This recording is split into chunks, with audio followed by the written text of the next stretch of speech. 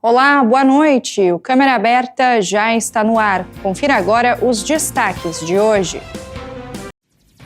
Com liberação parcial, equipes seguem investigando a causa do problema estrutural que levou ao fechamento da ponte Anita Garibaldi. Confira os detalhes da previsão do tempo. E ainda, Polícia Civil recupera objetos furtados e cumpre prisão preventiva durante operação em Laguna. Essas e outras notícias você confere a partir de agora. O Câmera Aberta já está no ar.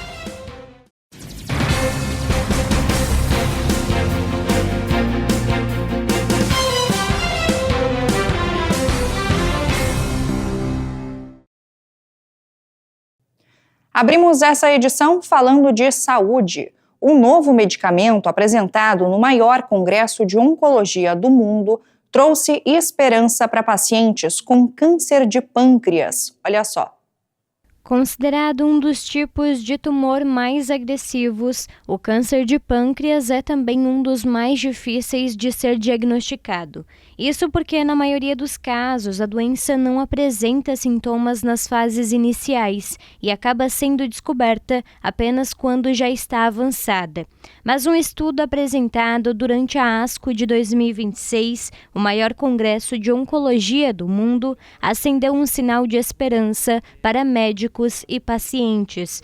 O estudo avaliou o daraxonrasib, um medicamento oral desenvolvido para pacientes com câncer de pâncreas metastático. A pesquisa comparou a nova terapia com o tratamento padrão utilizado atualmente. Os resultados surpreenderam a comunidade científica. Enquanto a quimioterapia tradicional garantia uma sobrevida média de cerca de 6 meses, o novo medicamento conseguiu dobrar esse tempo. Há quase 40 anos a gente não tinha nenhuma droga, nenhuma molécula inovadora, né? E agora, nos dados apresentados nesse congresso, né, nós tivemos uma excelente notícia, né? Então, foi apresentada uma nova medicação para tratamento do câncer de pâncreas, né, que dobrou a sobrevida dos pacientes, né? Então, isso foi uma alegria muito grande para os oncologistas. Então, assim, foi tão eufórico que o resultado desse estudo foi aplaudido de pé pelos oncologistas, né?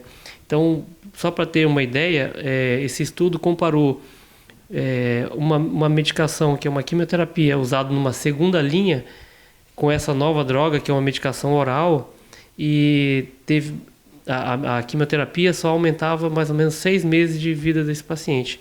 E essa molécula nova, ela dobrou. Então, os pacientes viveram 13 meses a mais. O medicamento ainda passa pelas últimas etapas de avaliação e precisa da aprovação dos órgãos reguladores antes de chegar aos pacientes. Então, essa molécula, ela foi apresentada os dados ainda do estudo fase 3, mas como a gente observou que teve uma grande evolução, né, uma grande eficácia, então já está em estudos para aprovação no FDA, que é a agência reguladora de novas tecnologias farmacológicas nos Estados Unidos. E eu acredito que assim que for aprovado nos Estados Unidos, né, vai passar por uma avaliação da Anvisa. Então acredito que não vai demorar tanto tempo para chegar no Brasil.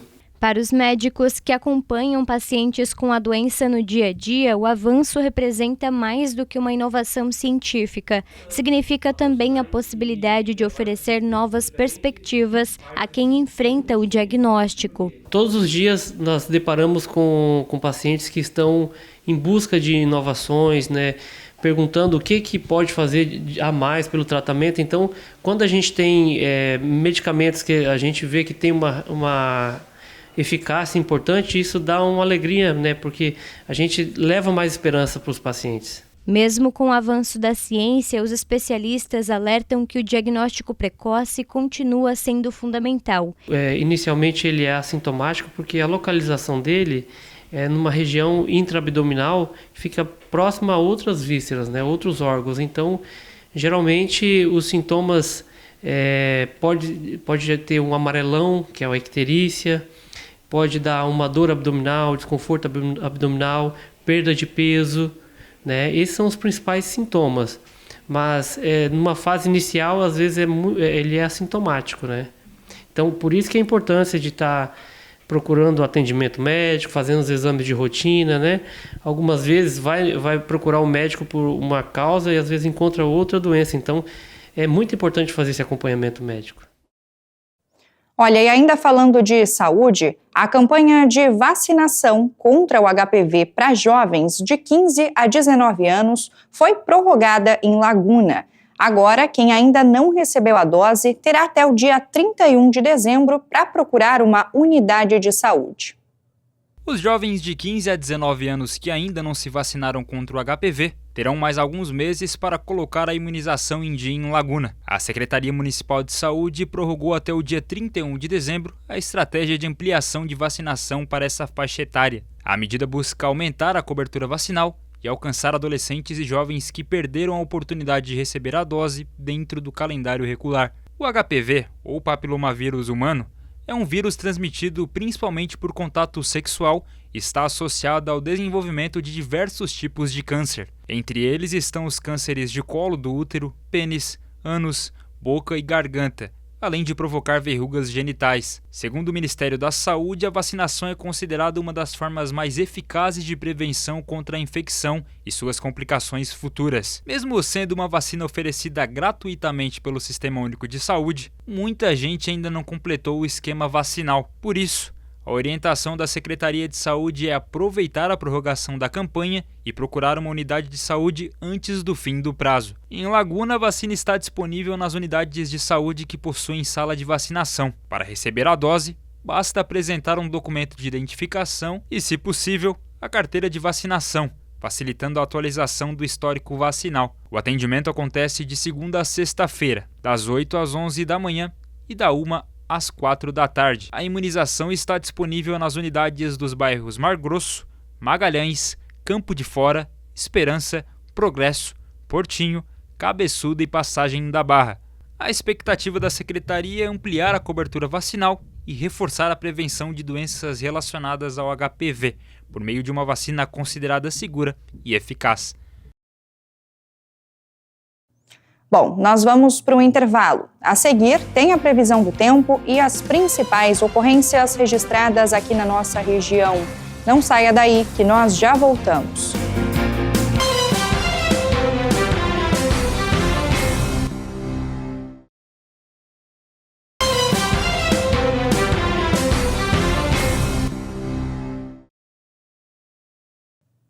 Estamos de volta e agora você confere a previsão do tempo.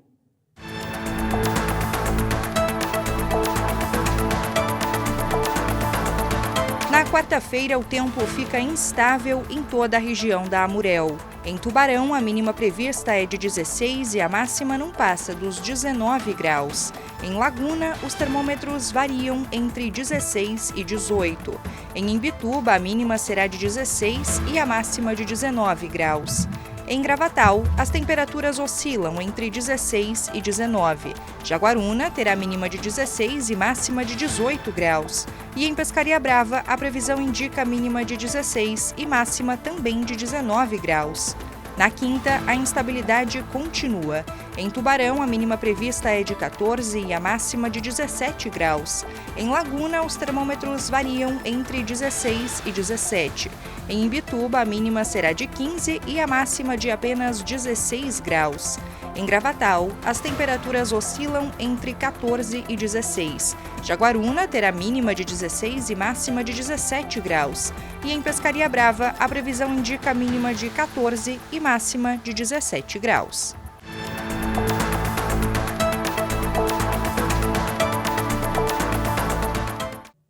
Agora nós vamos até a redação da UniTV conversar com a repórter Isabel Silva, que tem detalhes das principais ocorrências que foram registradas aqui na nossa região. Oi, Cauana, olá, você que nos acompanha. Começamos o quadro de hoje, então, com um grave acidente registrado na noite desta segunda-feira na SC 434, em Garopaba. A colisão lateral entre uma motocicleta e um carro aconteceu no bairro Areias de Palhocinha e deixou o motociclista em estado grave. Quando as equipes de resgate chegaram ao local, a vítima estava caída na pista, inconsciente. Os bombeiros identificaram sinais de traumatismo crânio crânio encefálico grave, além de um ferimento no queixo e suspeita de fratura no fêmur direito. Após os primeiros socorros, o homem foi encaminhado ao pronto atendimento de Garopaba. A condutora do automóvel não se feriu.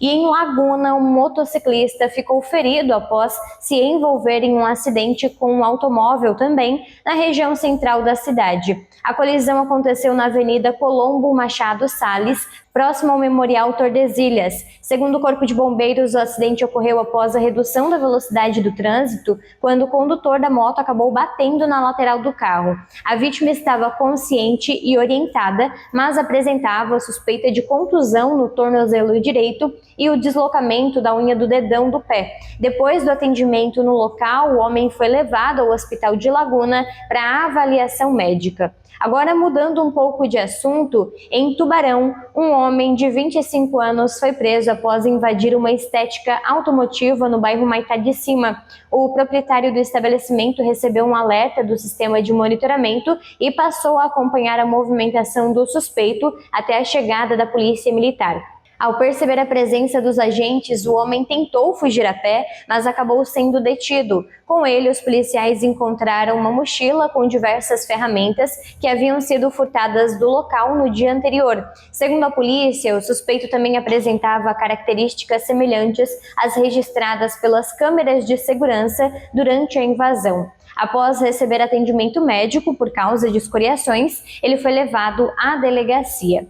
Ainda aqui em Tubarão, um homem de 42 anos foi preso após ser flagrado furtando a porta de ferro de uma caixa telefônica em uma escola no bairro Maitá. A polícia militar foi acionada e conseguiu localizar o suspeito, ainda com o objeto e com um pé de cabra, ferramenta que teria sido utilizada então para arrombar a estrutura. O homem foi detido e encaminhado à delegacia para os procedimentos cabíveis. Já em Braço do Norte, uma mulher de 23 anos foi presa por furto em um supermercado no bairro Rio Bonito. De acordo com a polícia militar, a suspeita teria alterado etiquetas de preços e utilizado o caixa de autoatendimento para tentar levar produtos sem o pagamento correto. Funcionários do estabelecimento desconfiaram da situação e abordaram a mulher antes que ela deixasse o local. Durante a verificação, foram encontrados alimentos e outros itens que não constavam nas notas fiscais. A suspeita foi presa e levada à delegacia. E em Imbituba, um jovem de 21 anos foi autuado por direção perigosa e desobediência após fugir de uma abordagem policial no bairro Araçatuba. Segundo a polícia militar, o rapaz foi flagrado realizando manobras arriscadas com uma motocicleta e ignorou a ordem de parada. Durante a fuga, ele passou por diversas vias em alta velocidade e continuou colocando em risco pedestres e outros motoristas. Após um cerco policial, o condutor foi localizado e abordado. A motocicleta foi removida ao pátio e um termo circunstanciado então foi lavrado. Olha, Cauana, por enquanto essas são as principais informações aqui direto da redação da UniTV. Eu volto com você aí do estúdio. Muito obrigada, Isabel. Vamos agora para mais um intervalo. A seguir, você confere como está a situação do trânsito na Ponte Anita Garibaldi, em Laguna. O Câmera Aberta volta já.